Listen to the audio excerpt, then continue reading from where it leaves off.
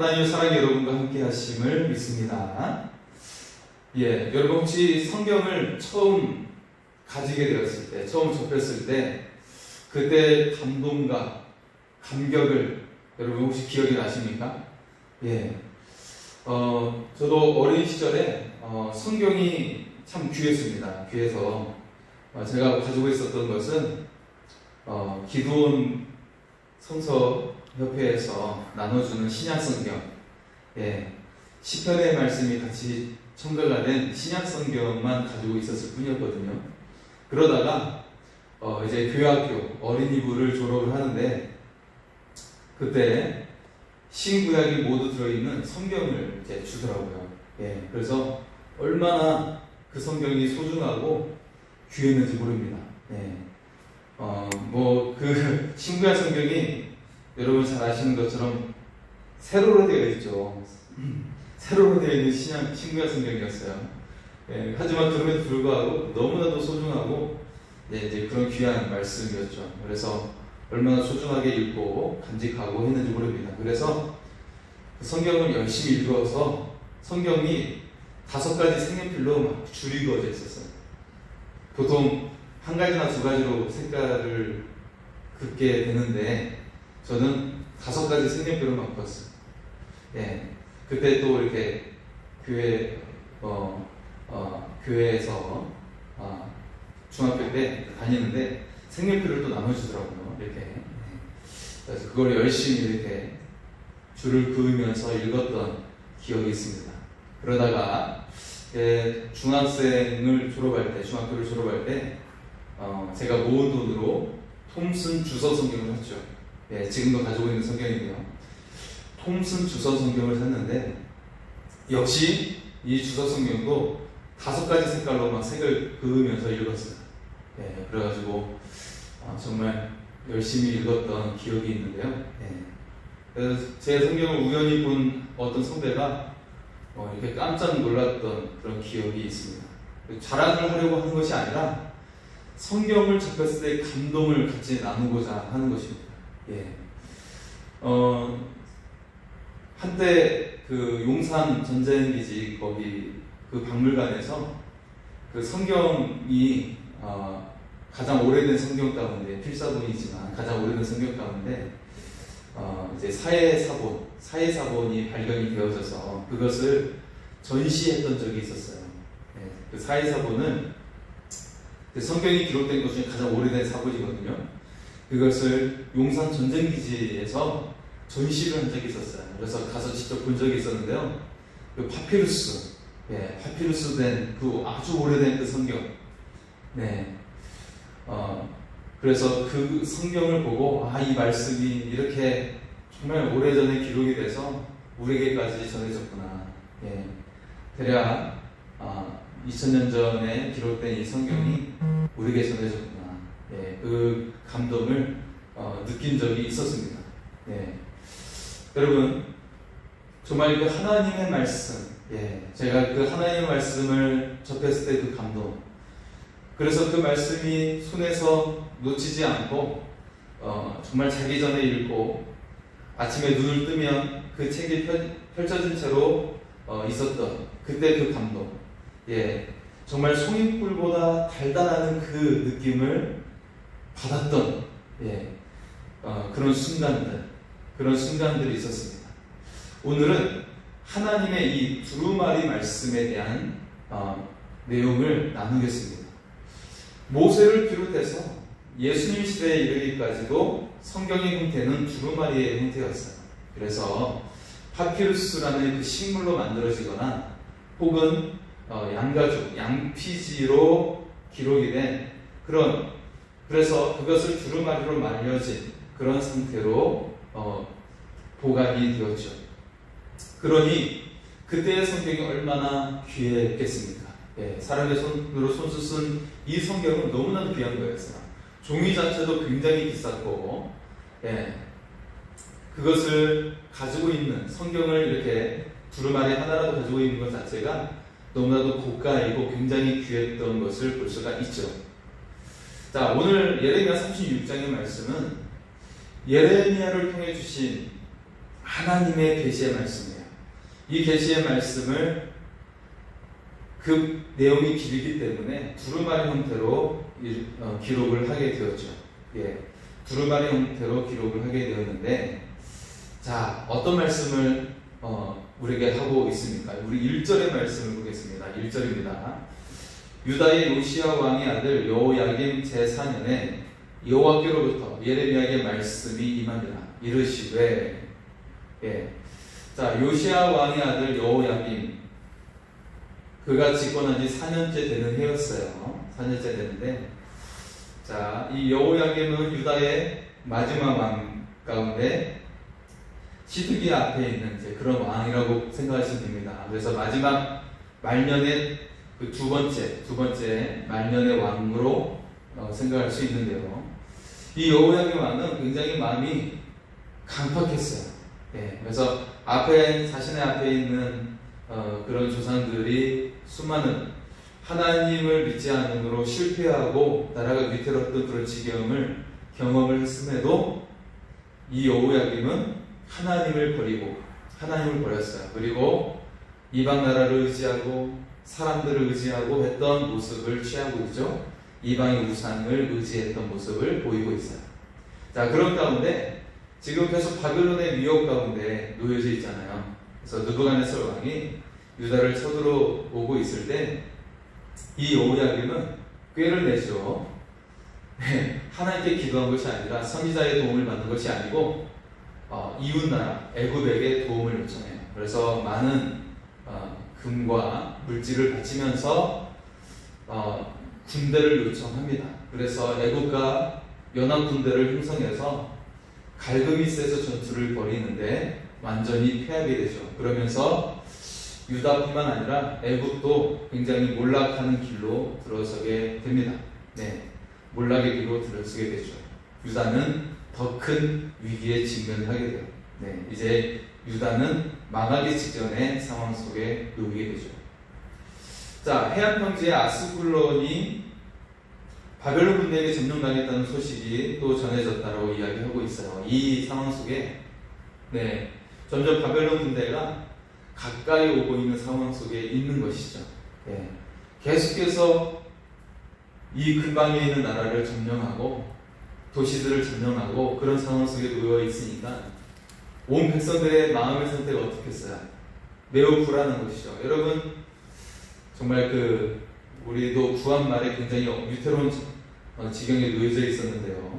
열강이 이 나라를 약탈하기 위해서, 침범하기 위해서 굉장히 둘러싸여 있고 강화도를 계속해서 침범하는 상황 속에 놓여져 있었죠. 네. 자, 여러분, 만약에 지금 이 시대에 우리가 지금 북한과 분단을 이루고 있는데 북한이 예를 들어서 중국의 등을 얻고, 지금은 이제 중국의 군사력이 굉장히 강하잖아요. 중국의 등을 얻고 침략한다고 생각을 해보세요. 얼마나 두렵겠습니까? 그래서 지금 이제 그 국경을 넘어가지고 6.25 38선을 넘어가지고 침략한다고 생각할 때, 그래서 어디입니까? 파주를 넘어오고 일산까지 왔다고 생각을 해보세요. 네. 그러면 이제 곧 서울이잖아요, 그죠? 뭐 1시간도 채 안 남는 거리죠. 예. 우리가 차로 운전해도 한 30분이면 이제 서울로 들어올 수 있는 거리죠, 일산이면. 자, 그래서 일산까지 그 군대가 쳐들어왔다고 생각을 해보세요. 예, 얼마나 두렵겠습니까? 지금 그런 위기 속에 놓여져 있는데, 자, 예루살렘이 아무리 남문물락의 요새와 같은 성이라 할지라도 이 백성이 너무나도 불안한 상황 속에 놓여져 있죠. 그런 상황 속에 그들이 이제 성전 마당에 모여들었어요. 예루살렘 성전으로 모여들었는데 그들은 이 나라의 미래를 향해서 지도자들이나 그리고 하나님께서 주시는 그 말이 그들에게 위로가 되고 희망을 주는 말을 원하고 있었어요. 그런 희망과 소망을 가지고 그 기대감을 가지고 성전을 향해 모여들었던 거예요. 자, 그런데 이런 상황 속에 여호야김이 자 이때 진짜 하나님의 말씀이 누구에게 임합니까? 거짓 선지자들에게 절대 임할 수가 없죠. 그들은 사람들이 좋아하는 말만 할 뿐이었어요. 하나님께서 주신 말씀이 아니었죠. 자, 하나님께서는 누구에게 지금 소통하고 누구에게 말씀을 주시고 있습니까? 예레미야예요. 예레미야 선지자뿐이었어요. 그런 상황 속에 있는데 지금 집권하고 있는 여호야김 왕이 예레미야를 어떻게 생각하고 있나요? 미워했어요. 왜냐하면 그의 예언이 자신이 듣고 싶어하는 예언이 아니기 때문에, 자신이 듣고 싶어하는 말씀이 아니기 때문에 예레미야를 미워하고 예레미야를 핍박했고, 그래서 지금 가둬놓고 있는 상태였어요. 예레미야를 가둬놓았어요. 그래서 예레미야는 성전에 출입할 수 없는 상황이에요. 갇혀있기 때문에. 자, 그런데 이런 상황 속에 하나님께서 예레미야에게 말씀을 주시는 거예요. 예레미야에게 말씀이 임했어요. 자, 말씀이 임했는데 하나님이 이 말씀을 사람들에게 전하라고 하셨어요. 그러니까 어떻게 하겠어요? 예레미야가 직접 갈 수 없는 상황이기 때문에 누군가를 대신할 사람이 필요했죠. 그래서 그 계시의 말씀을 지키라고 그 말씀을 대언해서 전할 사람이 있었는데 그 사람이 바로 바룩이라는 사람이에요. 네. 자, 바룩은 예레미야의 서기로서의 역할을 그가 하게 됩니다. 그래서 뭐 예레미야서를 기록한다랄지 그런 것들을 대신해서 예레미야의 말을 들어서 기록하는. 예. 그래서 예레미야의 대필자로 20년 동안 섬기게 돼요. 예. 예레미야의 동역자이죠. 자, 이 바룩이라는 이름의 뜻이 자체가 축복하다라는 뜻을 가지고 있어요. 축복하다. 굉장히 좋은 이름이죠. 예. 그래서 하나님의 말씀을 그가 지키라는 자로서 그의 이름 자체가 축복하다라는 것인데, 여러분, 하나님의 말씀을 듣는 자가 축복의 사람인 줄 믿습니다. 네. 세상에서 막 자기가 성공하고 일이 잘 되고 뭐 그런 것들이 잘 되는 것이 아니라 정말 하나님의 말씀을 사모하고 사랑하는 자가 진정한 축복의 사람인 줄 믿습니다. 이 바룩의 이름의 뜻이 축복하다, 축복이라는 의미를 가지고 있어요. 네. 자, 그래서 이 바룩은 그렇게 신실하게 예레미야의 곁에서 하나님의 말씀을 기록하고 하나님의 말씀을 지켜내고 묵묵히 이 말씀을 또 보관하고 숨겨놓고 이 말씀을 목숨을 걸고 지켜나가는 그 일을 했던 사람이에요. 뿐만 아니라 하나님은 바룩에게도 말씀을 주셨어요. 바룩에게도 임하셔서 바룩에게 말씀을 주셔서 바룩서를 기록하게 돼요. 그래서 이것이 가톨릭 성경은요, 우리는 개혁개정 성경에는 성경이 66권이죠. 그런데 가톨릭은 11권이 더 많아요. 11권이 외경이라고 해서 더 많아요. 그래서 11권이 추가가 돼서 77권의 성경을 가지고 있어요. 예, 성경이 그들은 77권이에요. 가톨릭은. 부럽죠? 그 가운데 바룩서가 들어가 있어요. 예레미야서 다음에 바룩서가 들어가 있어요. 예레미야와 바룩은 동역자 관계였기 때문에 그렇게 이어서 순서가 되어져 있습니다.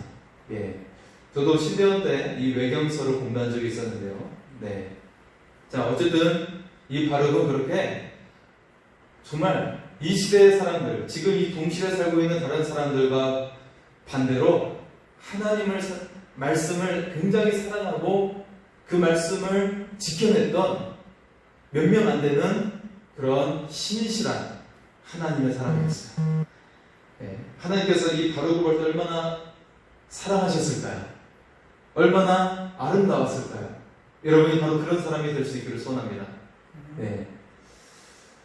자, 유다의 멸망이 임박했는데 그럼에도 불구하고 왜 하나님께서 굳이 이 마지막 멸망과 심판을 다시 말씀하시는 이유가 무엇입니까?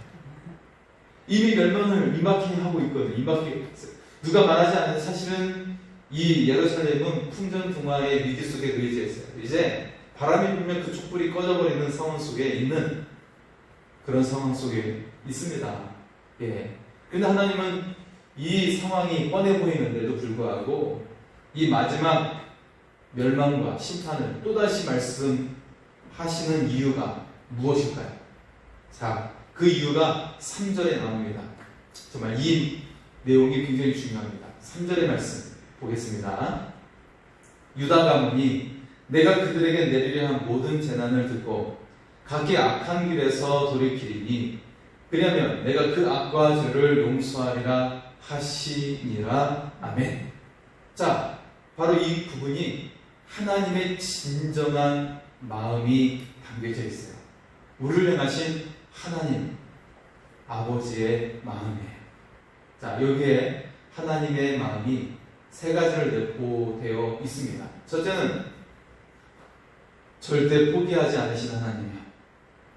두 번째는 죄악과 죽음에 있는 우리를 돌이키게 하신 하나님. 네가 죽지 않고 살기를 원하노라. 네가 죄악길의 저주 가운데 갇혀 있는 것이 아니라 너희가 삶을 살아가고 그 삶이 아름답기를 원하노라 라는 그 하나님의 마음에 남겨져 있고요. 세 번째는 기회를 베푸시고 세워주시는 하나님. 너희가 그렇게 죄악을 범했고 반복해서 죄를 범했지만 다시 내가 또 기회를 주겠다는 거예요. 나는 반드시 너희를 세워주고 싶다는 거예요. 그 하나님의 모습을 보여주고 있습니다.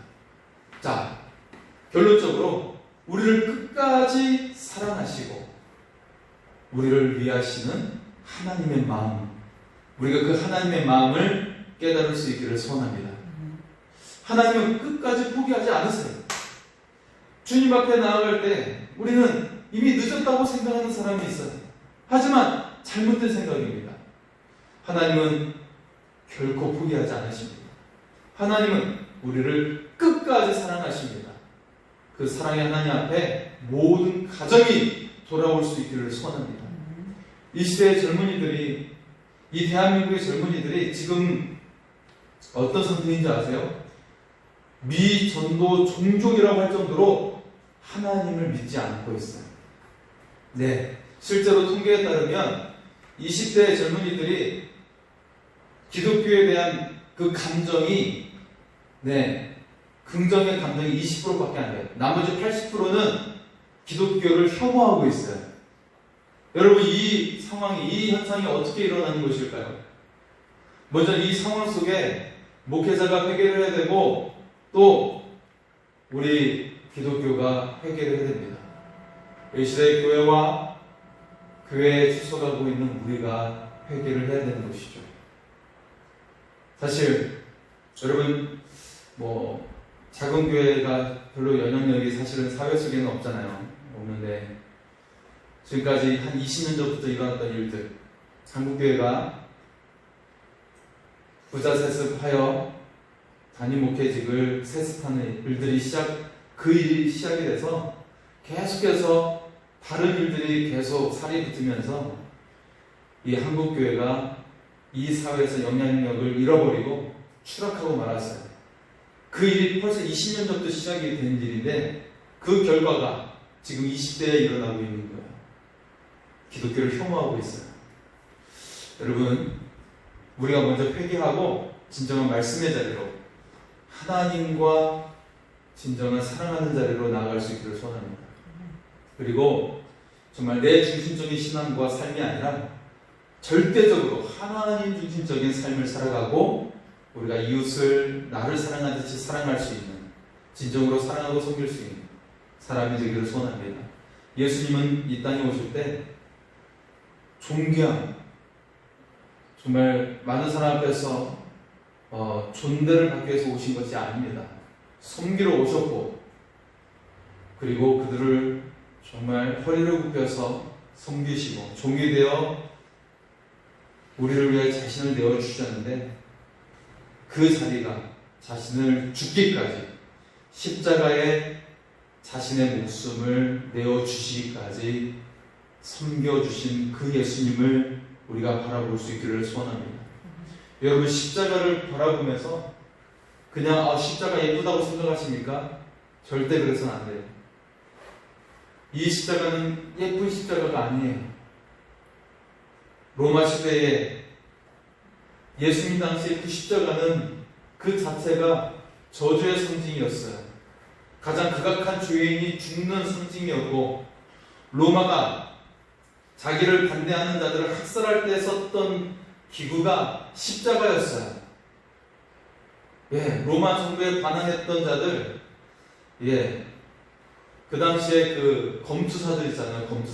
검투사들이 때를 지어서 로마에 반항하고 저항했던 적이 있었는데, 그때 그 검투사들도 집단적으로 십자가에 다 매달았었어요. 거리 곳곳에다가. 그런 혐오의 상징이 십자가였어요. 근데 그 십자가에 바로 그 죄인들, 국가를 반역하는 자들, 살인자들을 매다는 그 십자가에 예수님이 매달리시게 된 거예요. 예수님이 죄가 있어서가 아니라 바로 우리를 향해서, 우리가 그런 극악한 죄를 짓고 있는 죄인이라고 보여주고 있는 거예요. 우리가 달려야 할 그 십자가에 누가 달리셨습니까? 예수님이 달리신 거예요. 여러분, 우리가 그 주님을 바라보고 이 십자가를 바라볼 때마다 내가 달려야 될 그 십자가인데, 내가 당해 내 고난인데 주님이 대신 당하신 것을 기억하고 우리도 주님을 따라 섬기는 자가 될 수 있기를 소원합니다. 내 자신을 내어줄 정도로, 내 생명을 대신할 정도로 나의 사랑하는 사람들을, 그 생명을 구원해내는 하나님의 사람이 될 수 있기를 소원합니다. 여러분, 우리가 아직 호흡이 있고 생명이 붙어있다면 지금 이 시대의 젊은이들을, 그들이 구원받을 수 있도록 섬길 수 있기를 소원합니다. 이 시대의 젊은이들이 구원받지 못하는 것을 나와 상관이 없다고 생각해서는 안 돼요. 그들의 80%가 우리의 행한 그 모습으로 말미암아 대형교회를 비롯해서 우리가 했던 그 모습으로 말미암아 교회를 혐오하고 있어요. 기독교를 싫어하고 있어요. 여러분, 그들의 마음이 돌이킬 수 있습니다. 한순간에 돌이킬 수 있는 역사를 일으킬 수도 있어요. 우리가 순수히 하나님을 따르고 성령의 인도하심을 받아 살아간다면 반드시 놀라운 생명의 역사가 일어나게 될 줄 믿습니다. 자, 오늘 말씀에 굉장히 중요한 말씀이 나오는데요. 하나님의 말씀이 예레미야를 통해 전해지고 있는데요. 이 말씀을 대하는 사람들의 모습, 각기 다른 모습이 등장하고 있습니다. 우리가 굉장히 이 모습을 주의 깊게 살펴볼 수 있고, 어떻게 그들이 반응하고 있는지 우리가 볼 수가 있습니다. 자, 지금 유다 백성들이 나라의 위태로운 상황 속에 국가적으로 선포된 일이 있어요. 무엇을 선포했을까요? 네, 굉장히 경건한 모습을 선포했어요. 어떤 모습일까요? 금식을 선포했어요. 네, 제가 2주 전에 금식에 대한 말씀을 나눈 적이 있었어요. 주일날. 자, 금식이 선포되고 있는데 이 성전에 모인 모든 백성들이 이 금식이 선포된 상태에서 모여있는 상황이에요. 그러니까 이 분위기가 어떻겠어요? 좀 뭔가 진지하고, 굉장히 진지하고 경건할 것 같잖아요. 그죠? 더군다나 이게 성전 뜰이에요. 성전 마당이에요. 굉장히 경건할 것 같죠. 그죠? 그렇지 않습니까? 뭔가 성령에 충만한 인재가 있을 것 같은데, 자, 하지만 하나님 말씀을 대하는 이들은 어떤 모습일까요? 자, 예레미야의 말씀을 받은 바룩이 성전에 모인 사람들 앞에서 하나님의 두루마리 말씀을 낭독하게 돼요. 자, 10절의 말씀을 보겠습니다. 10절입니다. 바룩이 여호와의 성전 윗들 곧 여호와의 성전에 있는 세문 어기 곁에 있는 사반의 아들 서기관 그마랴의 방에서 그 책에 기록된 예레미야의 말을 모든 백성에게 낭독하니라. 자, 바룩이 모든 백성들 앞에서 이 하나님의 성전에서 하나님께서 주신 예레미야의 말씀을 낭독을 합니다. 자, 여기서 이 말씀을 받는 첫 번째 대상이 바로 유다의 백성들이죠. 유다 백성들. 이들은 어떻게 반응하고 있습니까? 예, 지금 국가의 그 존망 앞에서 위태로운 상황 속에서 더군다나 성전 뜰에서 금식하고 있는 굉장히 경건한 모습을 취하고 있는 이들은 과연 어떻게 반응하고 있어요? 성전들에서 금식하고 있는 이들이 하나님 말씀에 어떻게 반응하고 있죠? 반응을 하지 않고 있어요. 하나님 말씀을 들었는데 반응이 없어요. 만약 이들이 정말 진실로 반응했다면 겉옷을 찢고 하나님께 부르짖었을 거예요. 우리가 잘못하였나이다. 마치 사도행전 2장에서 오순절 성령 강림의 사건을 말미암아 수많은 이스라엘 백성들이 예루살렘에 왔잖아요. 그죠? 이 절기를 지키기 위해서 왔는데, 근데 이 성령 강림에 의해서 방언이 터지는 이들을, 이 사도들과 그 마가의 다락방에 모인 120명의 그 기도하는 사람들, 그들 그 모습과 그 소리로 말미암아 매우 놀라운 상태에 놓여 있을 때, 굉장히 그 충격적인 사건 속에 놓여져 있었잖아요. 그때 베드로가 이 상황에 대해서 설명을 하게 되죠. 그들에게 나가서 설명을 하는데, 이 베드로의 말, 그가 예수 그리스도를 거기에서 증거하게 되죠. 그때 그 베드로의 그 설교를 듣고, 이때 그 말을 들었던 사람들이 회개하게 돼요. 울부짖으면서 우리가 어찌할꼬 라고 하면서 회개하게 돼요. 회개의 놀라운 역사가 일어나면서, 이때 예수 그리스도 이름으로 세례받은 사람이 몇 명이에요? 3,000명이었어요. 남자만 3,000명이었어요. 그러니 최소한 5,000명 이상의 사람들이 변화가 된 거예요. 그런 역사가 일어났는데 지금 똑같은 상황이에요. 성전에서 바룩이 하나님의 말씀을 전했어요. 그런데 지금 더 위태로운 상황이에요. 위기의 상황이에요. 이제 유다가 이 나라가 남을 것인가 아니면 망할 것인가, 그런 국가의 존망에 달려있는 상황인데, 그들이 이 하나님 말씀을 성의 있게 듣지 않았어요. 더군다나 금식하고 있는 상태인데 하나님 말씀에 대해서 그들은 반응을 하지 않고 있어요. 그들 만약에 반응을 했다면 분명히 이 성경에 기록이 되었을 텐데 그들이 반응하지 않았어요. 자, 오늘날 마찬가지입니다. 이 세상의 사람들이, 아니 심지어 교회에 다니는 사람들조차도 말씀을 듣는데 반응이 없어요. 이 말씀을 들음에도 그 가슴이 식어져 있어요. 냉랭해요. 가슴이 뜨겁고 흥분된 것이 아니라 굉장히 식어진 마음으로 냉랭해요. 반응이 없어요. 여러분, 우리 안에 식어진 마음이 다시 뜨거워질 수 있기를 소원합니다. 말씀에 뜨겁게 반응하고 주의 크신 역사를 사모하며 고백하는 삶이 될 수 있기를 소원합니다. 자, 두 번째 대상들은 지도자들입니다. 자, 바룩이 낭독한 말씀을 사반의 손자 미가야가 들었어요. 여러분, 사반은 다윗왕 시대 때부터 굉장히 신실했던 믿음의 집안이죠. 네. 자, 그 손자 미가야가 사반의 손자 미가야가 들었습니다. 이 사반은 요시야 왕 때 신실했던 그런 가문인데 종교개혁을 같이 감행했던 믿음의 동역자였죠. 그 손자 미가야가 그 내용을 듣고 왕궁에 있는 서기관들과 고관들에게 그 내용을 전달해요. 자, 전해주는데 그렇게 먼저 왕에게 나아가 전한 것이 아니라 서기관과 고관들에게 전해 그 이유는 이 내용이 굉장히 엄중하고 유다의 멸망에 대한 내용이었기 때문이었어요.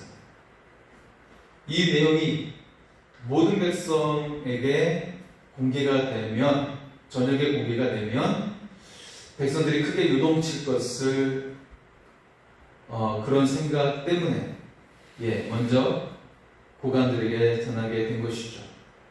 자, 이것에 대해 놀란 서기관과 고관들이 이 글의 출처를 물어요.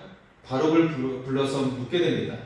바룩은 예레미야가 불러준 것을 받아 적었다고 밝히게 되죠.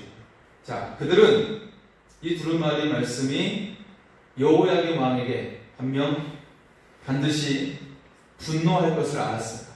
그래서 바룩에게 당신과 예레미야는 빨리 숨어서 위험을 면하라고 이야기하고 있어요. 그들은 알았죠. 이 말씀이 얼마나 하나님 앞에서 신실한 말씀이고 하나님께서 이 일을 감행할 것을 그들은 알고 있었어요. 하지만 왕을 두려워해서 예레미야와 바룩을 급하게 숨도록 지시를 하는 것이죠.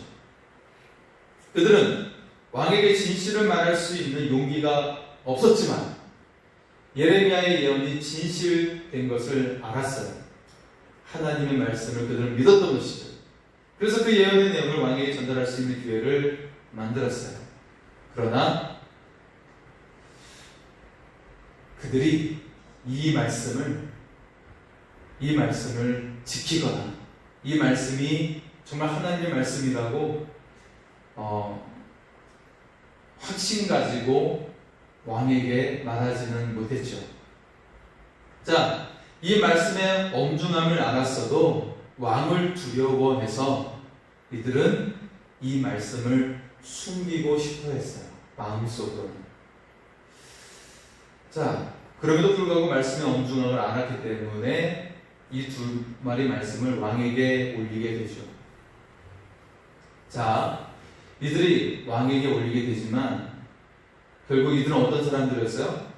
사람을 두려워해서 말씀을 숨기려 했던 사람들이에요. 그 말씀을 믿고 있었지만 사람들을 의식해서 말씀을 숨기고 말씀을 버린 사람들이었다는 것입니다. 여러분, 사람들을 두려워서 말씀을 전하지 못하고 있지는 않습니까? 사람들을 두려워해서 이 말씀을 자랑스럽게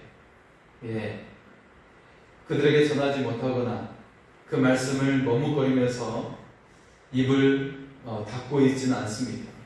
여러분, 이 하나님의 말씀이 나의 간증이요 고백이 될 수 있기를 소원합니다. 하나님의 말씀으로 새롭게 하시는 은혜가 여러분에게 임할 수 있기를 소원합니다. 자, 세 번째 대상은 유다의 왕입니다. 유다의 왕은 이제 드디어 이 두루마리 말씀이 그 앞에 낭독을 하게 되는데 마음이 강박한 여호야김 왕은 이 대신을 통해서 이 두루마리를 읽을 때마다 칼로 이걸 베어내는 거예요.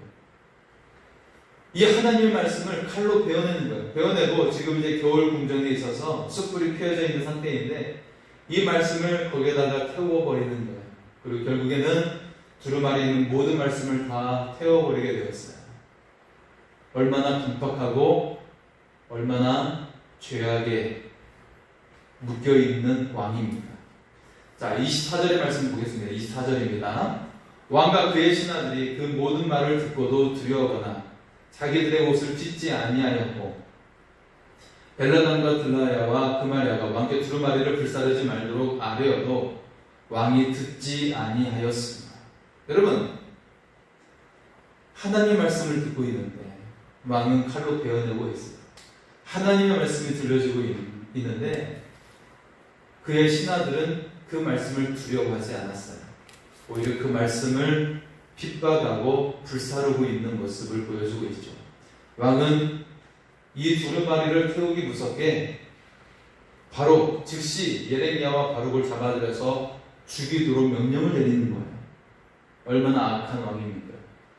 자, 여기에 오직 하나님의 말씀에 편에 서 있는 사람들은 지금 3명이 소개되고 있죠. 엘라단, 들라야, 그말야.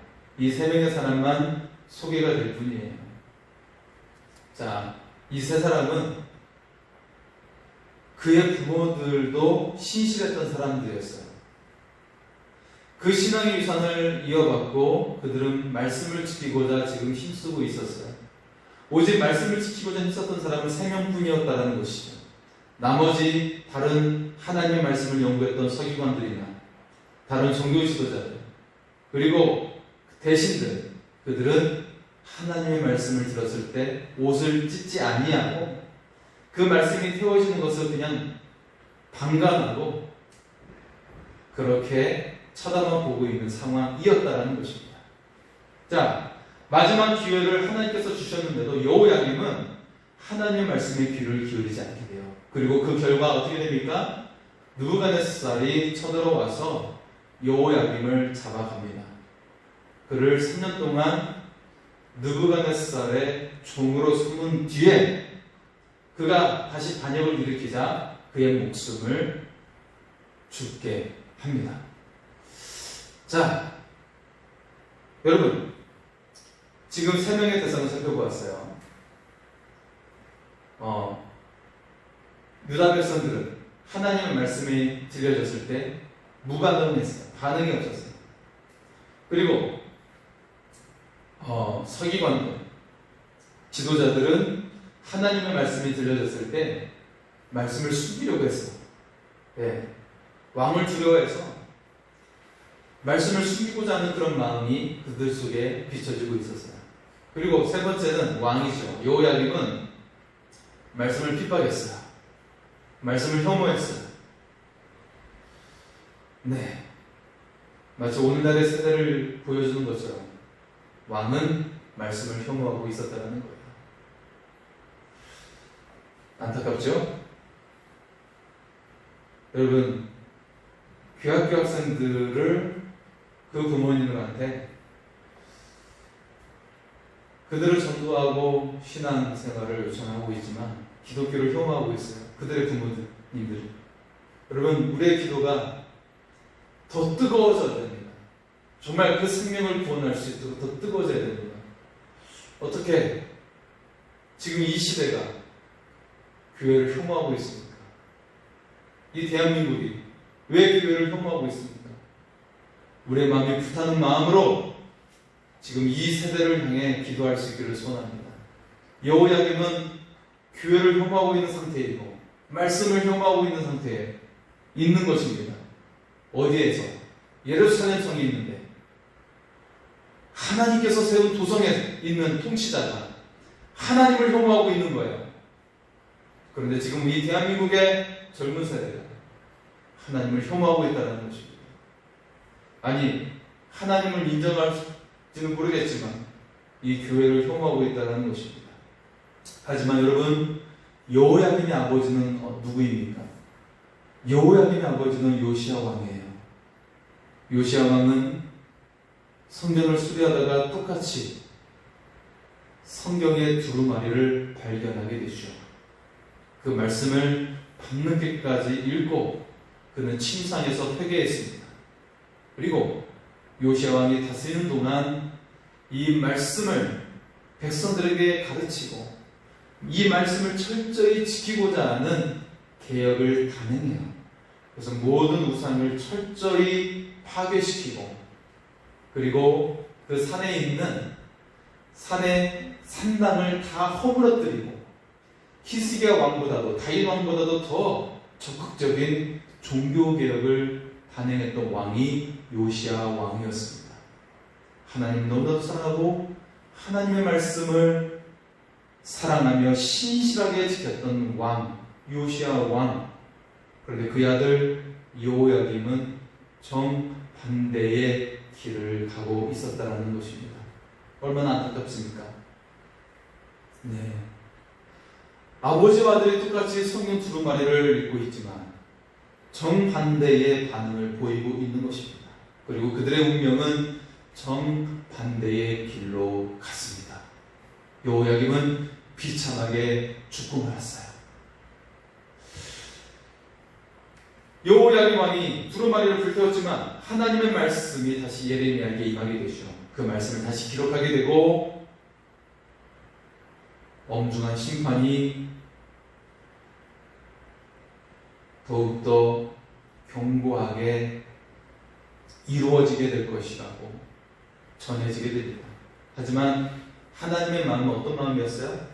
우리가 읽었던 3절의 말씀처럼 이 백성이 이 예언의 말씀을 듣고 이 말씀을 듣고 돌이키기를 원하노라. 악한 길에서 돌이키 그리하면 내가 그 악과 죄를 용서하리라. 그렇게 말씀하셨던 하나님이 이 백성이 돌이켜서 정말 회복되기를 원하셨던 하나님 마음이었어요. 하지만 이 백성들은 왕을 비롯해서 하나님께 돌이키지 아니하고 죄악의 길로 가고 말았습니다. 여러분, 인간의 강팍한 마음으로 하나님의 말씀을 무시한다 할지라도 이 말씀이 사라지는 것은 아닙니다. 모든 것이 사라진다 할지라도 하나님의 말씀은 영원하다라고 성경은 말씀하고 있습니다. 오늘 우리에게 하나님의 말씀이 임할 때 우리는 신실과 성실한 마음으로 받을 수 있기를 소원합니다. 그 말씀이 생명의 말씀이에요. 우리를 어둠에서 빛으로 인도하시는 말씀이에요. 어둠의 권세를 물리치고 생명으로 인도하시는 말씀입니다. 하나님의 약속이 우리 속에 이루어지게 하는 말씀입니다. 여러분의 삶을 축복의 통로가 되게 하는 말씀입니다. 이 말씀을 통해 하나님은 우리에게 삶의 기회를 다시 주시고 있는 것입니다. 다시 우리를 회복시키시고 세워주시려고 하시는 것입니다. 하나님의 말씀에 순종함으로 앞에 닥친 환난을 벗어나 회복의 기회로 삼을 수 있기를 소원합니다. 하나님의 약속이 이루어지는 주인공이 되고 하늘문이 열리는 인생이 될 수 있기를 소원합니다. 우리 시간에 하나님을 사랑하는 마음으로 이와 같은 때에 같이 찬양하시겠습니다. 이와 같은 때에